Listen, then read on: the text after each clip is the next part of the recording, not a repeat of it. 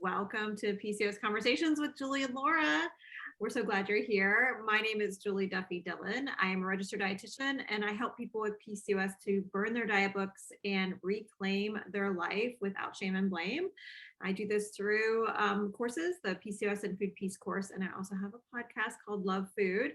And this is my friend Laura, who is spectacular. Hey, Laura. Let's do this. It just frames perfectly. Hello, my name is Laura Burns. I'm a body liberation guide. I teach yoga classes and run workshops and retreats all about fat liberation, body liberation, embodiment, all the things. Basically, my goal in life is to help people to honor and celebrate the bodies that they have right now in this exact moment without changing a single thing, and approaching ourselves with kindness and compassion. Love that. You are a guide. That is like a way to like frame it. And this is a special episode, right? This is a special episode because it is PCOS Awareness Month. PCOS Awareness Month. There's a ribbon. Do you have a ribbon? I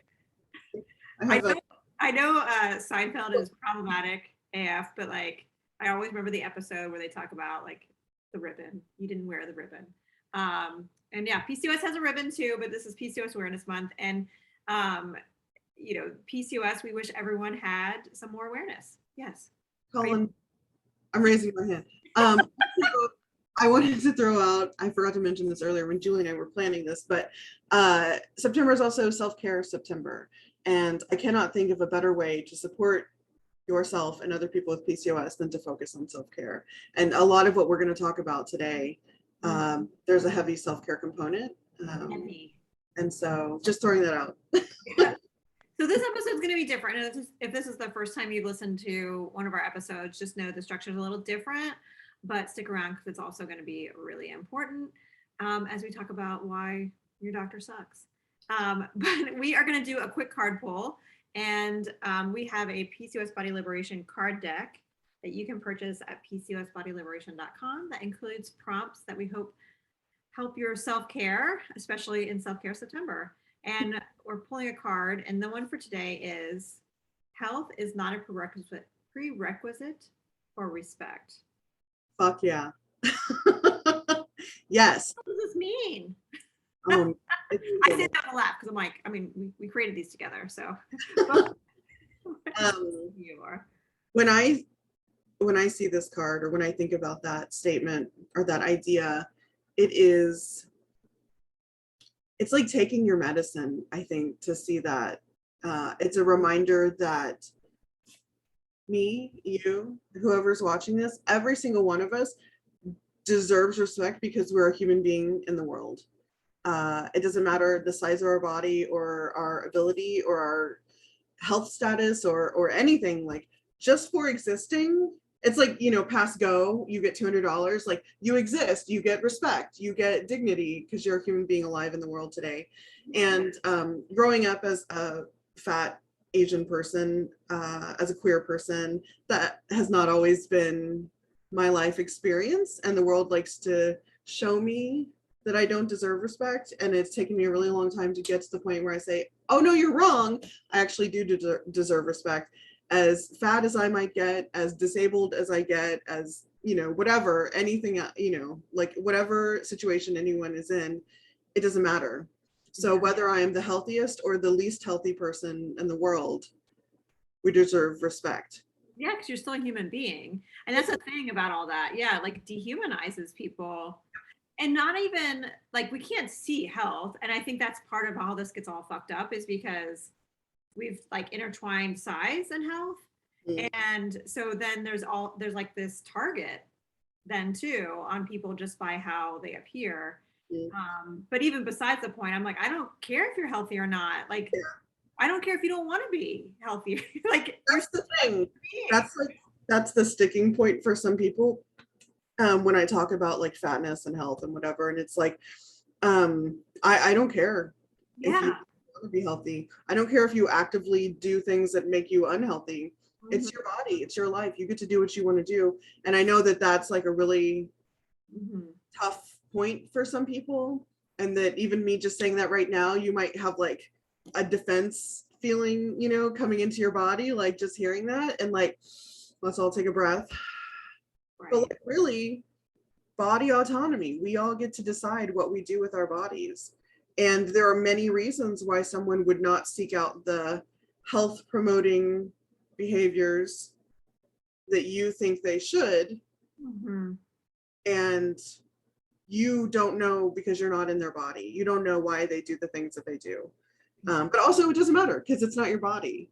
Yeah. Yeah. And you shouldn't be a jerk face to other people. You know? Jerk face. I don't know. There's probably better words than jerk. I say asshole. Yeah, exactly. Like, just because I think people do dehumanize people based on so many different things, and health has become one of the, like, I don't know, the reasons for being a jerk face or an asshole is because I just want you to be healthy, and we all know that's bullshit. It's weaponized. I mean, I've experienced this personally my entire life. People they call it like concern trolling or health trolling. Yeah. And they weaponize the idea, the like mainstream ideal health against you if you don't fit within that. And they use that to make themselves feel good about treating you like garbage. Mm-hmm. And not like a human being deserving of respect and dignity. And I think that people who have a lot of intersecting, like marginalizing characteristics get it, you know, worse. Yes. And so if you have, you know, a lot of those things all at one time, like you are constantly being treated like you don't deserve the basic respect and dignity that comes with being a human being. Well, and you know, the, like, I don't know if irony is the right word, but like sort of the irony of all this is the more concern trolling, the worse someone's health becomes. The worse your health is. Yep. So, like, so stop it, jerk face. Stop it. Yeah. Anyway. Oh, sorry. No, I'm good. I just said anyway. Transition off for my points, you know. Yeah, so I was just gonna say, like, all of these things that we've said, like, actually go really closely in hand with what we're going to talk about today. Yeah. And so, as this is a different kind of episode of our show, we picked a topic that we want to talk about because we can do what we want because we're adults. That's right. Our show. So normally we would pick a topic out of the box, which I love doing, and we'll be back to that next time. But today, as you know from the title of this video, we want to talk about why your doctor sucks. Your doctor sucks. Yeah. And actually, I have a feeling that, like, that's not a surprise to anyone. And the reason why they're watching is because, like, yes, I already know my doctor sucks. And there's many different reasons. And that's a big part of what we're hoping to shine a light on for PCOS Awareness Month. Yeah. Yeah. So when you think about this, what were you thinking, Laura?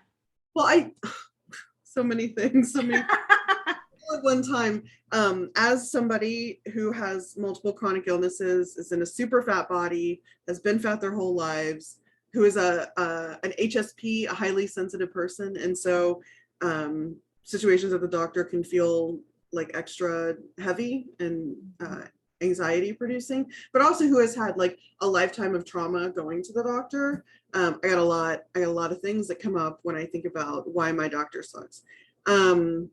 And if your doctor doesn't suck, I'm so happy for you. Oh, that's like, can you let us know who this person is? Yeah.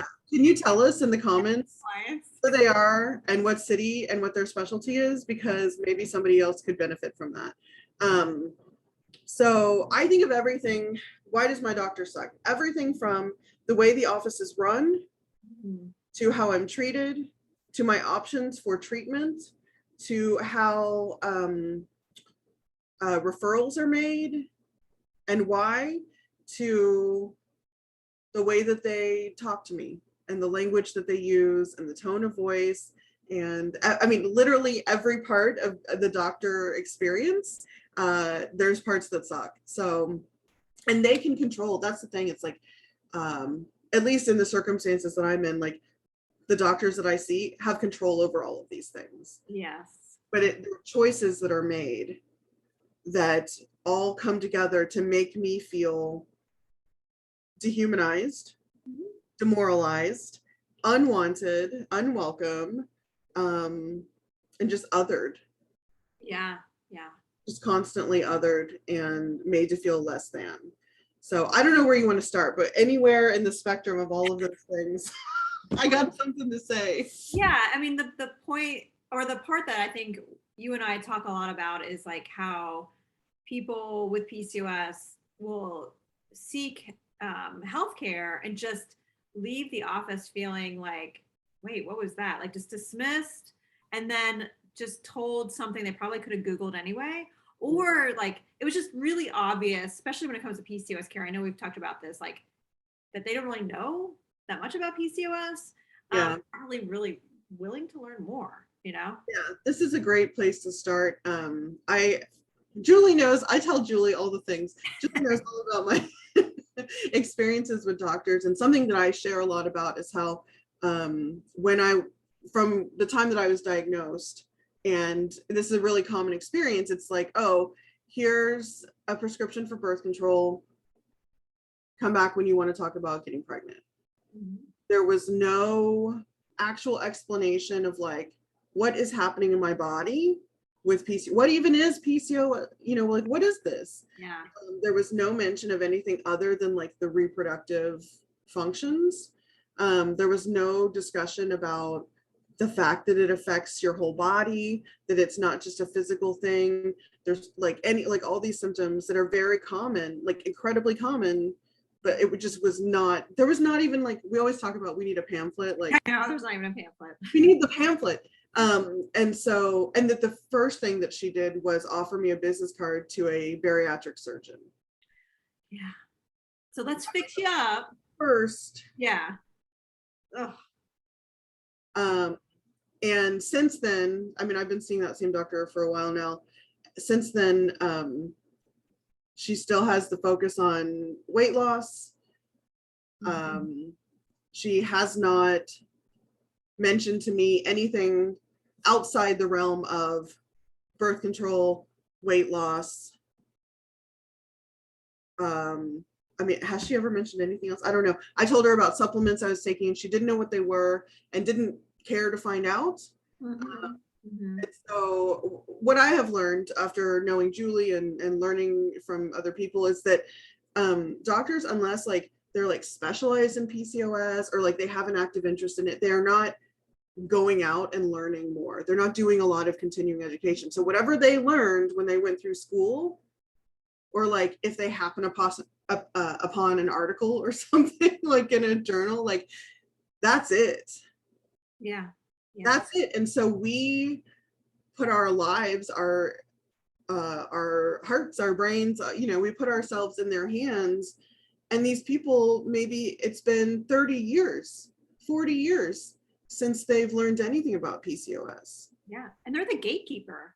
They're the ones that like decide if you're going to get reproductive health care, if you are going to be able to get approved for like knee surgery. You know, like there's so many parts that this can become really disturbing. And, you know, I really wish there was more initiative from like OBs. I know OB-GYNs are like a typical doctor that a lot of people with PCOS would get the diagnosis from or get it managed with, or endocrinologists. But, you know, something that Laura and I were talking about is like, why does this happen? Like so many people have this condition. We are starting to learn more about it. Like, why aren't doctors not really, you know, adapting? And there's so much of it that is still connected to weight. And Shavise Turner is a therapist, and she has PCOS, and she's someone who started the association that's called Binge Eating Disorder Association.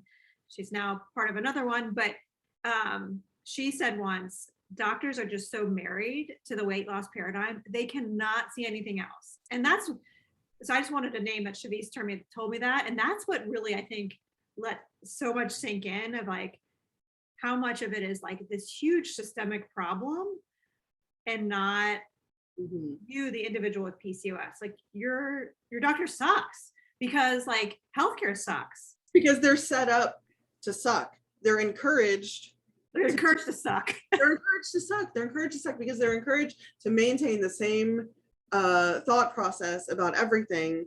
And diet culture and fat phobia is so institutionalized in our culture, not just in medicine, but just in our culture in general, Yeah. that it seems outlandish to not think like that, despite actual evidence. Right? Like I've seen kind of fat phobic doctors like on Instagram or whatever, like talking about things, and the people will say, well, what do you think about that in light of X, Y, and Z study that said whatever? And they're like, well, I've seen that, but blah, blah, blah. And then it's like, they like, it doesn't compute. And then they just go back to like what they were saying before. And so that's why like finding the doctor that doesn't suck is like such a, oh my God, tell me. No, tell me who it is. Because I know people would travel hundreds of miles to go see that. Yeah, because it's so ingrained in just like the way the healthcare system works. And I think probably, I don't know this like 100%, but I think probably also like in the way that like medical billing works and like what the codes and like what they can get paid for from insurance and like, you know, all these things, it's like it's stacked against any doctor who would think otherwise. Right. I mean, there's a whole lot to that statement there because in my time working in like hospitals as a dietitian, I basically learned there are some diagnoses that are the drain to the hospital system, and then there's some diagnoses that gives the hospital system a lot of money. And diabetes and anything related to diabetes is a huge, like basically cost in the end, because what happens is the physician will see the same person for the same diagnosis over and over and over and over again because it's a chronic condition. It's not like, I don't know, strep throat. You see them once, you give them medicine, you're done. And that's like, they get more from that one visit instead of like constantly being seen for the same thing. And so it's kind of a part of the crappy part of a chronic disease and how capitalism is trying to suck the life out of it. So yeah, it's a lot. It is a lot. And big breath.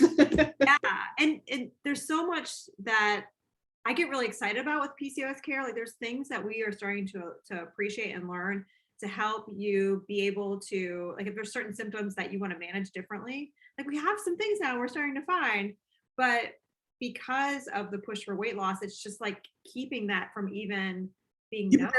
You would never hear about that unless you spent, like many of us do, spend lots of time on the internet looking for new information, looking for communities like ours that has like support and resources and continuing education, and like learning about new findings or new ideas or new links to things. And like we shouldn't have to. No, you really shouldn't have to. We should be able to get a lot of this information from our healthcare provider. Or they should like fix it in the sense of like, if they don't know how to provide it, then they need to have a better way to deliver that care then for people who have this kind of chronic condition. But there's no incentive. There's no incentive. That's the whole thing with the chronic disease. There's no incentive. It's just going to be more of a money drain. I mean, it's so sad, right? It's so sad that it comes down to that. Yeah. Oh yeah. Speechless. I know, I'm like, oh, feel like heavy just like sitting here with that. What do you think about like, I know we've talked before about like how to get ready to go to the doctor, how to manage and advocate for yourself. You know, what's another part of the conversation that we need to include if your doctor probably does suck. So I don't even want to say if your doctor sucks. Yeah. About it. I think here's what I wish I had known when I got diagnosed. Because as Julie knows, when I got diagnosed, I had no information, I had no community, no support, aside, you know, from like my partner. And I was like really floundering. And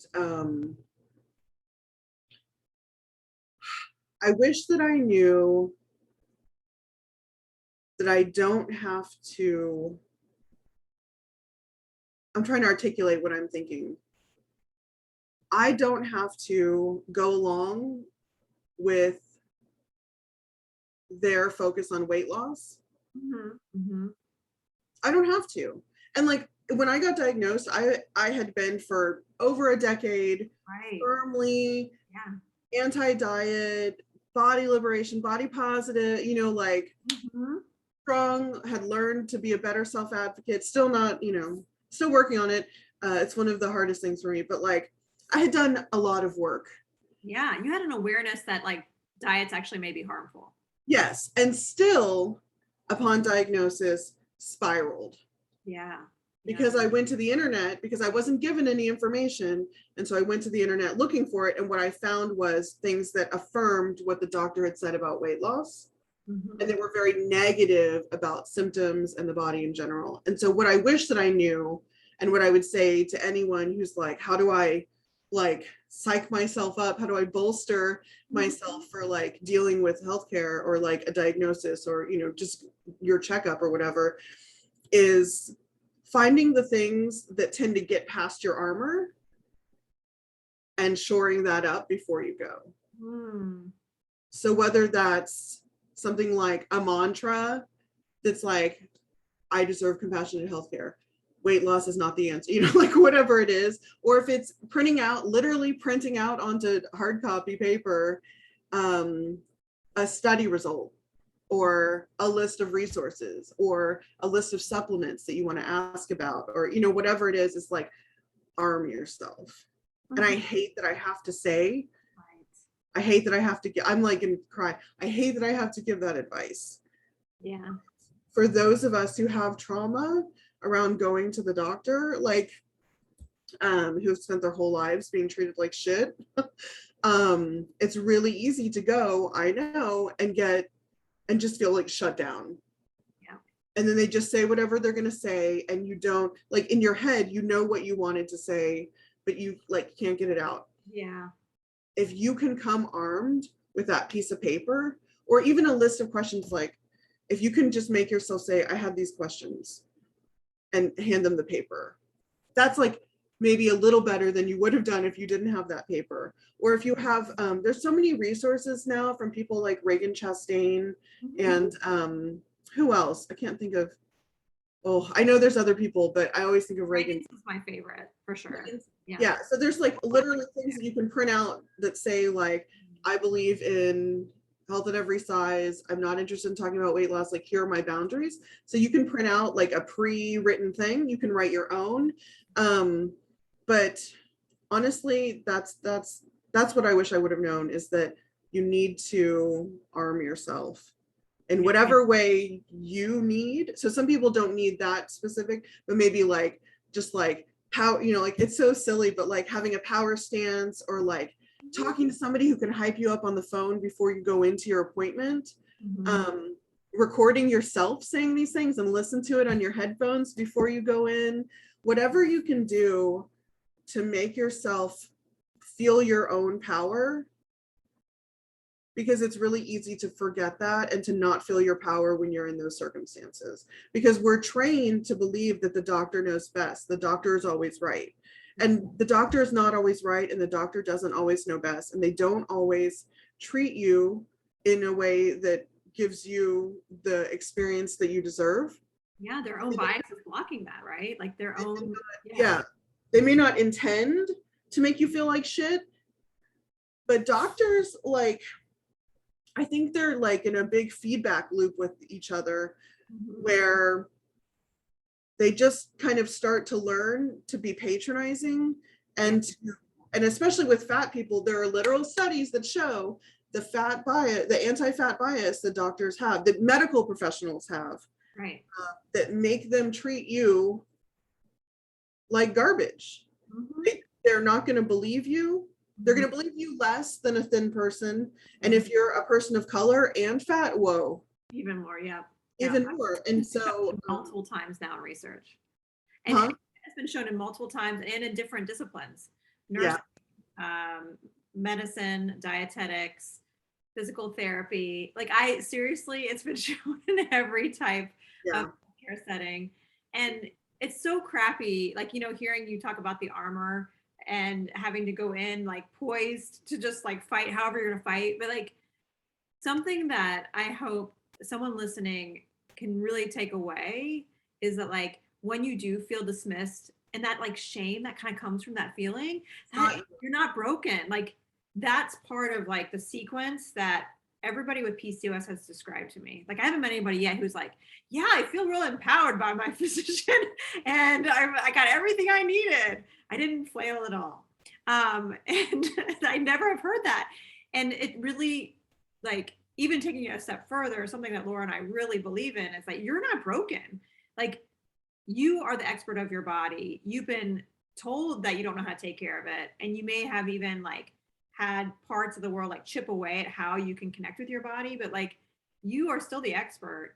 And doing repair work on like when you feel safe and ready to be in your body, you can then move forward into a way, or not even then, but then you can feel connected to the power that your body has to help you to move forward in the way you want. And so much of this is like we need to come together to like overthrow like PCOS healthcare. Like can we make a coup or something? I don't know, like is that an inappropriate word to use? Like, yeah, just something to like make a change. Like we need to change how PCOS care is done and delivered, because that is what's broken.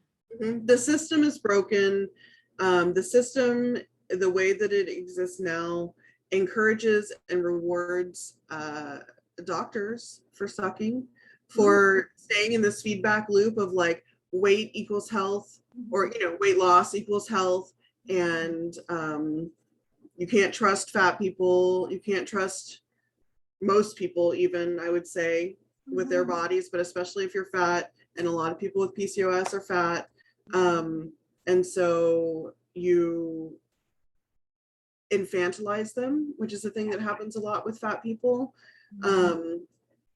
And you talk to them in a way that makes them feel like garbage. And like, it's just this big loop. And I'm sure if they talk to each other, they're like, yeah, you're doing a great job. You're doing it right. Yeah, they just must not be listening. They must be lying to you. And then it's you. It's like, as a patient, like you're the problem. Let me just tell you, you're not the fucking problem. Yes. We are not the problem. This system that we're gonna have a coup over is the problem. And that's something we talk about in the PCOS Body Liberation community that Julie and I run all the time, is like, number one, how do we support each other? Because we're not getting that support, from the healthcare system. How do we create change in the PCOS world, in the healthcare system, so that people with PCOS are getting what they need and what they deserve? How do we make sure that nobody is left behind? Yeah. So I don't know if you're listening to this or watching this and like you're having thoughts come up, please comment and let us know what you're thinking. What do you think about those three things? Yeah. It's a lot. Like those are huge. I think too, it can be really uncomfortable to challenge authority. Yeah. And I think the further we go back generations wise, the more we like tend to really respect doctors' authority. I think about people my children's age, they're not respecting doctors as much, which is like, there's a cool part to that, and I think the thing that this like being civil and respecting authority shit has kept people from talking about it. And so it's because we internalize. Yeah. We internalize that we're the problem. Yeah.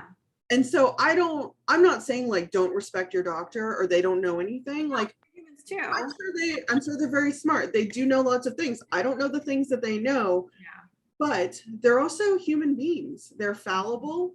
They live in the same gross soup of diet culture and white supremacy and capitalism that we all live in. Yeah. And if they're not aware, if they're not on this journey of like decolonizing, of deprogramming, then they're really in it. They're really like in the soup, Right. And they're not seeing things through the same eyes that we're seeing them. And so I forgot where I was going. This is my PCOS brain. I I mean, I'm following you. I mean, I'm almost picturing like holding a mirror up to your healthcare provider and be like, this is what I experience when I'm sitting across from you. Yeah. And I think it can be really hard to talk about it and be uncomfortable, but so important, because the more we talk about it, the more we can really like breaking shames back. We're like helping to, bring it to the surface, to destigmatize it. So whenever you can talk about it, if you have the bandwidth, you have the access, the privilege to talk about it, like talk about it. I think that's oh, sorry, I cut you off. You're fine. I'm so bad about I hate being interrupted, but I interrupt people all the time. Okay. I'm gonna say, oh no, I forgot. You had brilliant shit too. You need to. Oh, I got it. What you said about, having the capacity, really wanting to recognize that we don't always have the capacity to like armor up and hold the mirror up and like say, like really advocate in that way. And so sometimes, like to borrow a phrase from other fields, but like harm reduction, like sometimes you got to access the healthcare and you got to do it in the least harmful way that you can. Just check out and just. Yeah. And there's nothing wrong with needing to do that. And I think what I see a lot in like body liberation, fat liberation circles is like, you got to be like the warrior all the time. You got to do the thing. Really? But like, I see it a lot. People, we glorify. I believe you, but I'll just like, I just hearing you say it, I'm like, that's so messed up. It's really messed up. And I think things are changing somewhat, but people are still like, the people who get lifted up and praised are the ones that are fighting, that are doing things, and like I get it, absolutely. But sometimes the hard, smart decision to take care of you is to do what you need to do to get through that so that you can get your prescription refilled, or you can get that service, that scan, the surgery, whatever. And so not to take it into this conversation, but like I don't believe in weight loss and dieting and bariatric surgery. Like people can do what they want with their bodies, but like to me, I'm not interested. And I think that it's harmful. But some people choose to lose weight to access something that they need. And whether that something is to not be treated like actual garbage every day of their life, or to access a surgery that they need, and this is the only way that they're going to be able to get it, I understand. I don't like it. I don't want them to have to do that. I don't think that it's good for them or anyone, but like I get it. And so if you need to get through your doctor's appointment by not pushing back, by not holding that mirror up, or like, whatever, talking about research or whatever, do it, and do it in the safest way for you. Exactly. And I think that this is like a part of the conversation that gets left out a lot. I think so, because it's important, because the big thing that we're talking about here is this is a big system issue. This is not an individual. Yeah, you're not going to fix it with your one visit to the doctor where you push and push to your detriment. Yeah. Right. So like self-care is saying, in this moment, I need to like kind of disassociate and get through this appointment so that I can get this thing that I need. That's like real tough self-care. Yeah. Choose to make that decision. Yeah, that stuff like that is happening all the time. And that doesn't make you less than. No. Or less committed to helping to end weight stigma and things like that. Like, yeah. Because we need you whole. Yeah. We need all of us to be able to show up for the big fight. And so like the little fight, get through it however you need to. Sometimes you go in, you're like, I'm ready for this. Sometimes you're like, I made it here and that is enough. Yeah. Yeah, because we want you to get healthcare. Yeah. Absolutely. Oh, we could talk about this probably for a semester. We probably need to wrap up though. So I guess I would just like to say, like, to end this, I don't know, I want to hear from people, like, how does it feel to try and access healthcare? When has it felt really good? And when has it not felt good? And what are the circumstances around those? Is it something they did? Is it something you did? Or is it just the planets aligned, in whatever way? I just love to hear people's experiences, and it helps me to understand like how the world is. I think that things are changing, and that's awesome, but it's slow, and there's a lot of people still getting hurt in the meantime. I have a lot of optimism for like, I'm like, when are these Gen Z kids going to become doctors? You know, I'm like waiting. Come on. They're coming along. They're coming along. Yeah. Yeah. So yeah, I would love, I guess as my closing thought, like I would love to hear from people. Mhm. Even like any other thought. What has come up listening to this? How are you? Yeah. Yeah. Yeah.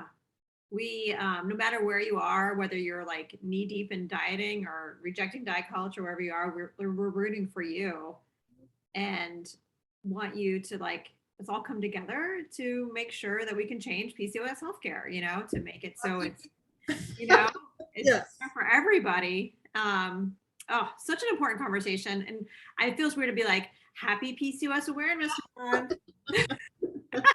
But I guess happy PCOS awareness month. I guess like as you go through the month of September, you'll probably see like on social media and stuff, like a lot of like PCOS awareness, like pay attention to the conversations that are being had and the conversations that are not being had. Yes, those are the ones that we want to hear about. Like what conversations are not happening or like between the lines, what's slipping through the cracks.